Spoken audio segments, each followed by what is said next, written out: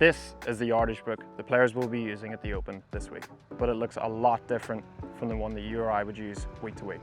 Here's why. There are a lot of numbers in here. The main ones to look at when you're on the fairway, hopefully, are the sprinklers. They will have a yardage to the front of the green. This is the first yardage that the players will be looking for once they reach their ball. You would think there's only one version of this book, right? Wrong. There's 7. There's an A4 one for the commentators and pundits. There's 2 weatherproof ones, 1 in yards, 1 in meters. And then the difference between the last 4 is the imagery. At the bottom of each page, there's imagery from the tee box.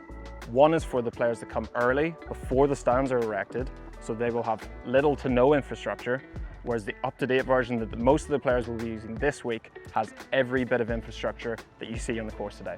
There are red lines across some of the fairways. Why is this? They're attack angles from the tees. You might not be able to see all of the fairway, so there's 2 main numbers that we're looking for at each side of these lines. The first is the cover number. This is the number to cover the rough and find the fairway. The second is the run out number. This is the number that the players cannot go over or else they're going to run through the fairway. One of the biggest differences is the detail around the greens. Obviously, you'll have the lines in the greens of where the ridges are, but even off the greens, they're so detailed. We'll look at the 16th, for example.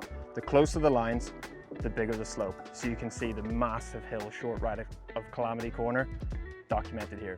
And finally, is the lack of detail in the course map. As you can see, we have a very plain map of the golf course and then a blank page. Why? So they can write notes. Typically, there's a bit more detail in the ones that you and I would use, but this one is almost completely blank.